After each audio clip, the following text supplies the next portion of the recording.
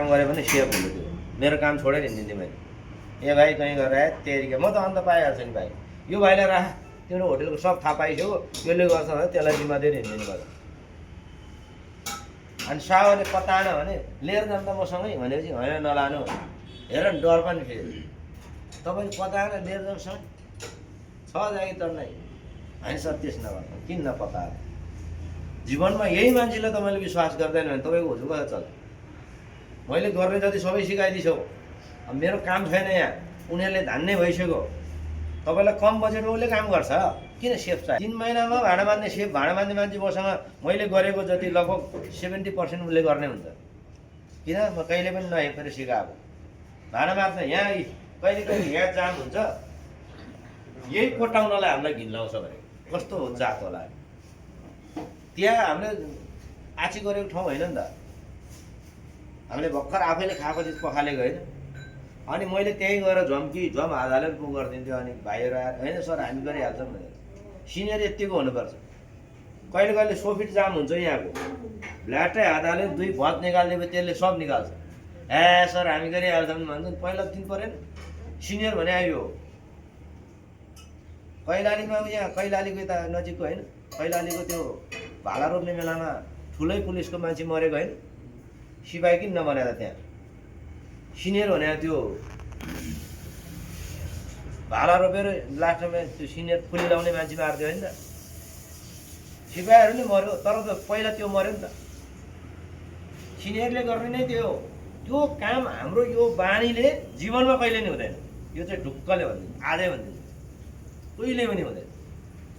हाम्रो अहिलेदेखिको बानी चेन्ज हुनु पऱ्यो। यो बानी सुध्रेन भने त कहिले सुध्रिने यार। अब त बुढा भइसक्यो हामी त। 17-18 वर्ष नबढेको त कोही छ र यहाँ। त्यो भाइ छ कति वर्ष हो? 17। म 2 वर्ष भएको थियो कुक बनेको। 17 वर्ष 2 वर्ष 2 वर्ष भइसकेको थियो 17 वर्षमा। 15 वर्षमा एक्सेस दिने बित्तिकै भोलिपल्ट अहिलेको बाउ यहाँ जिम्दै छन्। 200 रुपियाँ गाडी भाडा दिएर पठाएको बाउ आजसम्म 200 पैसा भए एक सुगा ल्याएन मैले। योभन्दा 26 वर्ष अगाडि। त्यो बेलामा गाउँबाट आउने बेला 35 रुपियाँ भाडा थियो। त्यही पनि जागिर पाउँदैन होला भनेर त्यो खाँदै नखाइकन 35 रुपियाँ मात्रै भाडातिर अरू सबै गोजीमा राखिरहेको। फेरि घर जानु पऱ्यो भने पैसा कति दिने भनेर त्यसरी आएको बाउ। अहिले दिनको 1000-1500 मैले दिएर राख्छु, खाऊ चिल गर। अब त्यही दुःख गरेर मलाई पालेर आज यहाँ पुग्यो। म भन्छु अहिले दिएर राख्छु। तर त्यो बेलामा मैले जम्मा 200 रुपियाँ बोकेर आएको। त्यो जिम्मेवारी 15 वर्षमा मैले बोकेँ भने अहिले 17-18 वर्ष 20 वर्ष नपुग्यो त कोही पनि छैन। अब बुढा भइसक्यो, अब नसोच्यो भने कहिले सोच्ने। ढिला हुन्छ जिन्दगी। 25 वर्ष 20 वर्षको मान्छेले 25 वर्षमा करियर बनाउनु पऱ्यो, 25 वर्षकोले 30 मा बनाउनु पऱ्यो, 30 वर्षकोले 35 भित्र बनाउनु पऱ्यो। त्यो बनाएन भने काम छैन। त्यही भएर जति सक्दो फास्ट कसरी सिक्छ, के गरेर चाहिँ त्यो लिडरसिप क्वालिटी मसँग मैले डेभलप गर्ने होइन। अब्जर्भेसन के रहेछ, यसमा ट्रेनिङ के रहेछ, मोटिभेसन के रहेछ, नयाँ चिजको इनोभेसन कसरी गर्ने, यो सबै कुरा चाहिँ टाइमलाई लाइफमै टाइमलाई के गर्ने, कन्ज्युम गर्ने, त्यसलाई घटाउने। कसरी चाहिँ मैले चाहिँ अब छोटो समयमा यो गर्छु त भन्ने खालि त्यो खोज्ने। समय छँदैछ यार गरिहालौँला नि भन्यो भने त्यो मान्छे चाहिँ सिर्जना चोकको पुलमा गएर भक्कै हामफाल्दा हुन्छ। समय छँदैछ म गरौँला भन्ने जिन्दगीमा कहिले हुँदैन। के समय अहिले यहाँ बोल्दा बोल्दै घन्टा बित्नु गएन। अब 1 घन्टा लाग्नु बेसी दिन लागेन। गएकै छ। त्यो भनेको हाम्रो एज के हो, बढ्दै बढ्दै हो। समय छ गरौँला बिन्दास हुने ढुम्बा त्यो पाराले कहिले हुँदैन। मैले अस्ति नै कसलाई भनेको थिएँ 25 वर्ष नपुगिकन छोरा बुद्धि आउँदैन भनेर एउटा भोटे आएको थियो, मार पढाएर पठाएको आएन के हो। 26 वर्ष भयो, बच्चाको बाउ भइसक्यो, बुद्धि नै छैन होइन।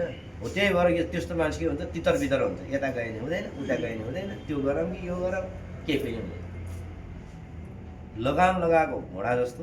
अब मैले कुकिङमा करियर बनाउँछु भनेर हिँडेपछि लगाम लगाएको घोडा जस्तो भएर हिँड्नु पऱ्यो। त्यो एक लाइनमा मात्रै हिँड्छ नि, जताभावी हिँड्दैन। अनि बुद्धि चाहिँ गधाएको जस्तो हुनु पऱ्यो भनेर भन्छ। हिँड्ने लगाम लगाएको घोडा जस्तरी बुद्धि चाहिँ गधाएको जस्तो भनेको गाउँघरमा एकदम दामी भनेको रहेछ खास। तर अहिले चाहिँ हामीले नबुझ्दाखेरि भन्ने बेला नबुझ्ने गरी भने के भने मलाई यस्तो गधाएको बुद्धि जस्तो भने भन्छ नि। तर त्यो जसले भन्यो त्यसले राम्रो भनेको रहेछ भने मैले अहिले घोरे पानीतिर ट्रेक गर्ने बेलामा देखेको भारी बोकेको छ यत्रो यत्रो अनि यसरी हिँड्यो अनि त्यो झोला जहाँ अल्झिया छ नो ब्याग त्यो पछाडि हट्ने भन्ने चलन छैन। बरु त्यो कन्दा कन्दा त्यसले अगाडि बढ्दा बढ्दा त्यो झोला खसाल्दो रहेछ। झोला खस्यो नि उसलाई रिग्रेट छैन के मेरो सामान खस्यो मलाई मालिकले गाली गर्छ उसको नाम कामै छैन गधा हो नि त। अनि झोला खसालेर नि झन् हल्का भएर भाइ भाइ कहाँ पुग्नुपर्छ त्यहाँ चाहिँ पुग्ने फेरि त्यो गन्तव्यमा चाहिँ पुग्ने तर झोला त उतै छ कहाँ हो त्यो मतलबै छैन है।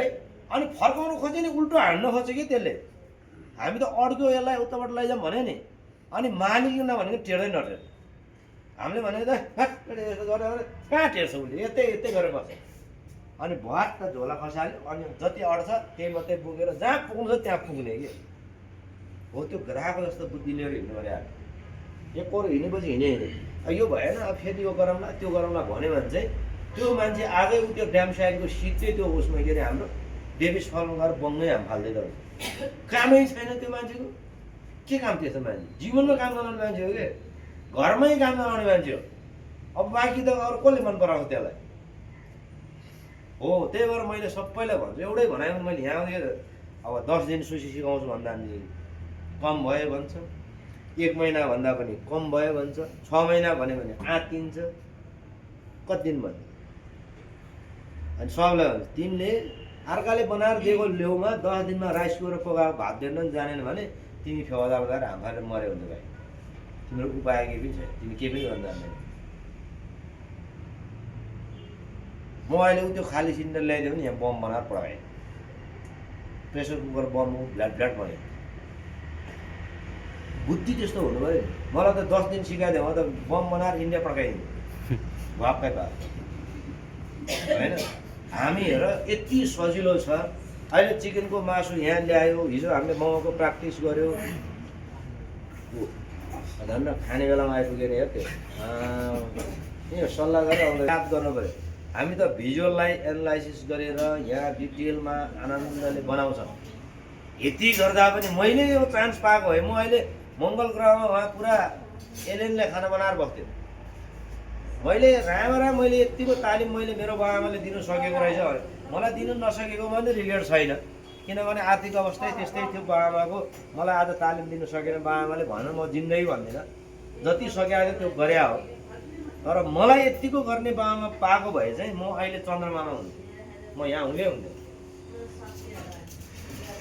कस्तो चाहिँ जिन्दगी झेल्यो होला जहाँ फ्रीमा फर्म भर्यो सबै रिजेक्ट।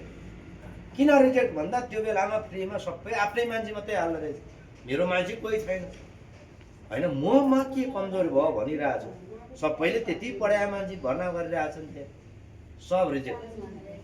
अनि जहाँ फ्रीको क्लासको पढाइ छैन ल्याङ्ग्वेज पढ्यो भने फ्रीमा कहाँ लेखाएको छ भन्ने हिँडिरहेको छ बाटो बाटोमा।